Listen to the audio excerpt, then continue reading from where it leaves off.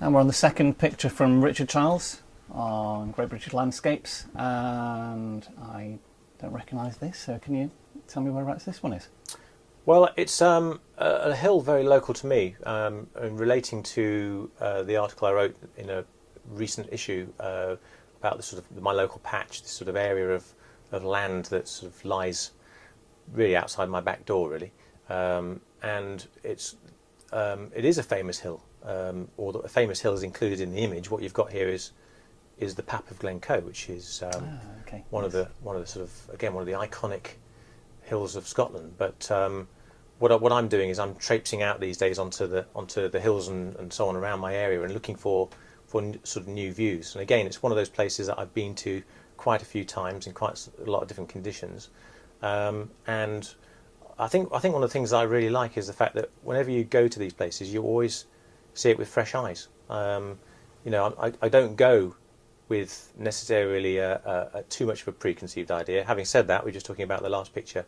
I knew what I wanted to do in that instance. On this occasion, it was a case of I'll walk to the top of that hill again, and I'll look at some views. It's a great viewpoint into Glencoe and down onto Loch Leven, and I just sort of see what was there. And it was a misty day, so it was a very different set of conditions to those that I used to go out and photograph in, but something I wanted to try and sort of tackle. Yeah. The sort of haziness in the hills that day.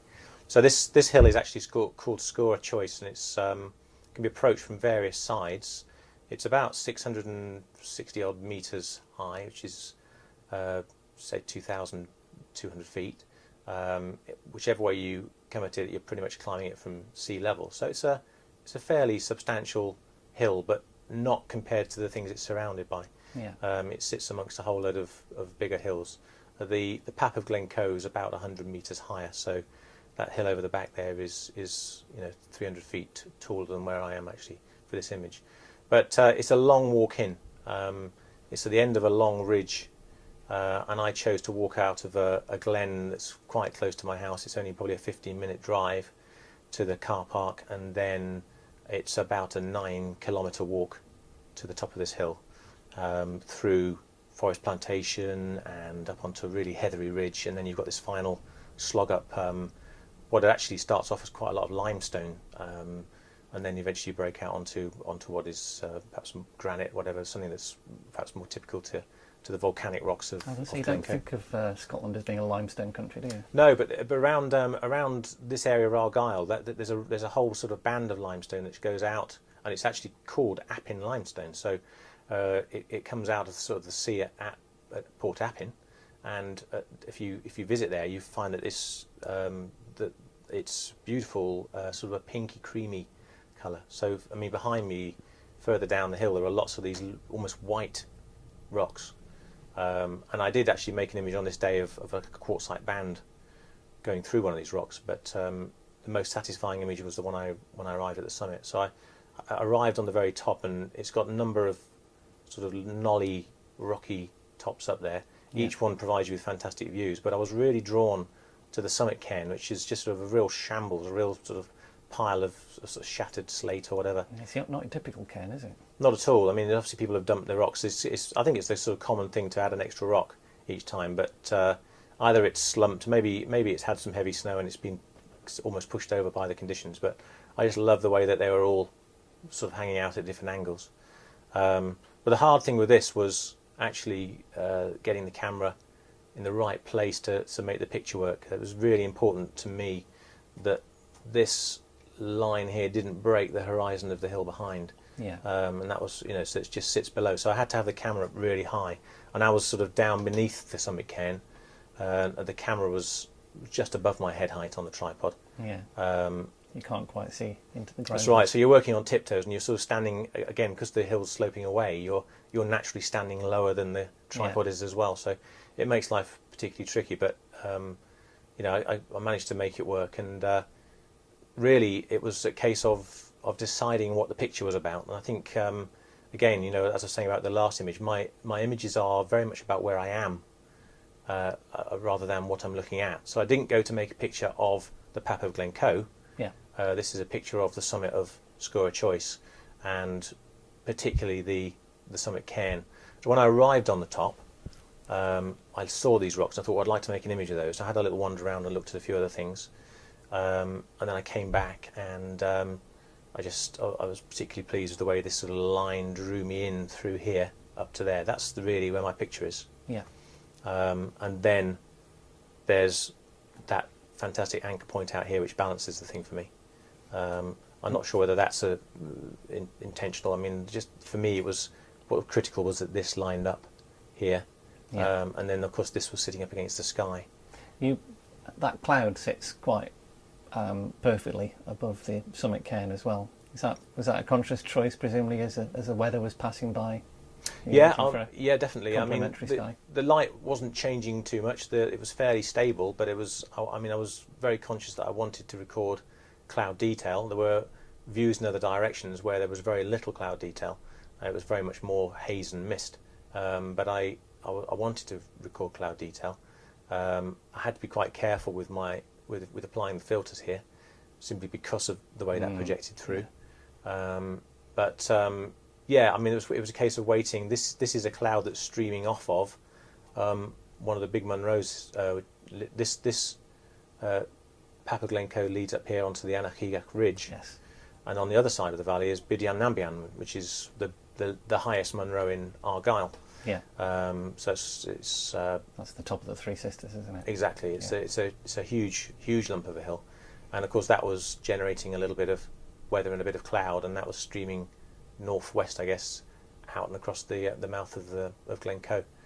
So it added enough interest, and the hard thing was making sure there was a sense of light here. I think there was more. The critical moment for me was when this area here felt as though it was lighting up, Yeah. just so that it separated out. So you've got this dark ridge and then a light ridge, and then the darkness of the mountains again. The bands. That was quite important to have those bands of light. And again, it was a 1 and a 1.5 stop filter. So 1 stop filter down. I could have just applied a 2.5 stopper, which is what I needed, but I didn't want to put 2.5 stops through these rocks, because that would have just really rendered a lot of that detail black. And I was very conscious of that. So having spot metered around and looked at the lichens down here and so on, I knew where my base exposure was going to be, and I knew that if I'd too heavily graded that would have just been a silhouette, and it was important that it wasn't. It has to have the same tonality as the foreground rock. So a 1 stop grad was applied just over there through that section there, and then the 1.5 was brought in, angled down across the top of those. So I was a bit worried about this, but it's going out, but that's fine. It's still, for me, it's absolutely fine within the mood. I guess if the 1.5 had eaten further in, maybe it would have some of the tonality from here, but it doesn't matter. There's a nice contrast there between, I think, the summit cairn and the sky behind. How far are you away from Glencoe there? Well, nothing's actually that far away. This is the interesting thing. I mean, what you've got is a circuit of a road, which from my starting point on the walk to drive to Glencoe is probably about 30 odd miles, but to walk it is 7. Right. So if literally down this valley, in fact, you and I have photographed in this valley. This is Glen Ann Fjord. Oh, okay. Yeah. And we walked up there that time and basically stood under umbrellas for an hour or two. Yeah. And this is the woodland down there. So that huge lump, Ballachulish village, is just off of this corner here, down the bottom of the valley, and so you can see all those houses beneath you. But it's a hell of a drive around there, just because of the way the roads are. Exactly. I mean, the walk in from there, from that side is shorter. It's probably a 4 or 5 mile trek in altogether to get to the summit, and I've done that walk as well. But I mean, I was just saving my car really. I thought I'd walk in and enjoy the walk through woodland as well, because Ellerick, which is the starting point for this particular walk, is an absolutely fantastic sort of remnant of native Scottish woodland. There's oak and Caledonian pine and rowan and birch. The whole thing. It's beautiful. So you could easily get stopped in your tracks down there and never make it to the top of the mountain. Yes. And I made a couple of images on the way up as well. So there's so much there. It's an absolutely fantastic place to go. How much gear do you take out with you when you go for a trip like this, where it's it's not a big expedition? Well, on this occasion, I literally took everything. So all my camera kit. So I had the Ebony 45 SU, and I had 4 lenses. So it was a 90, a 135, a 180, and a 300mm lens. I had my 6.7 roll film back, just in case which I tend to put onto the 300mm lens and use it almost like an extra zoom. Yeah. So just take some 6.7 film, and the GF1, and obviously all the filters and so on as well. So it's a reasonable pack. It's a reasonable pack, but it's not. It's 660 odd meters, so it's not an enormous climb. And I knew, having done it a few times before, if you know the terrain, you sort of have the confidence to know that you're going to be able to get out there and back and do what you want to do. I think it's if I'm climbing a mountain I don't know, I tend to travel a bit lighter and perhaps think of it more as a reconnaissance trip rather than a full-on photo expedition. As a professional photographer, quite a few people have said it's quite difficult to get out taking pictures sometimes. How often do you get out? It is difficult, and you have to be incredibly strict, and you have to make it the priority, and that's the hard thing, because there's so many reasons not to go out. There's always admin, and there's always something to be made or something to be sent off, or there's always sort of the mundane chores to do. But certainly in the last few months, I've made it my priority. That's what I'm up here to do now. That's what I moved to Scotland to go and really become a sort of mountain photographer, and having spent six and a half years not really doing that much of it, I've decided that we're now sort of free of the galleries, so I'm able to get out and I'm able to spend more time and photograph, I guess, a little bit more, a little bit closer to the way I want to photograph as well. There's no particular commercial pull that means I need to take certain types of images specifically for the tourist market. Although we produce cards, it seems that people are fairly happy to buy into what I'm doing, and that's the sort of more atmospheric sort of images. So your income comes from cards and some workshops? Workshops, print sales. Cards, we still sell the prints online, and I'm represented by quite a few galleries. So, the work's out there, and with the new website on its way, I'm going to be sort of plugging those galleries as well. Obviously, we'll do some work to promote where my work is. Yes. I've got a big exhibition coming up soon with the National Trust, which is quite exciting. So a lot more of the Glencoe images are going to go into that. Oh, you were saying that's at the Glencoe Tourist Centre? That's right. Yeah. So when's that running? So people that's going to be running in June. It's the whole of June. So if anyone's passing by, and get a chance to see some pictures. And of course, these sort of images are the sort of thing that I think they suit being printed really large, because it's a soft light, and it's the sort of again. Hopefully, it's a fairly relaxing image to look at, and it's the sort of thing that I'm intending to print fairly big. And at the moment, I'm sort of getting into playing with printing a bit more, and really the final output as well. What I'm going to do with it, how I'm going to present it at the end, and I've tried various different means of presenting my work, and I think sort of just box frames and front loading frames, and using different types of sort of substrates to mount the images onto is the way I want to have a look at printing. You're talking about the aluminium.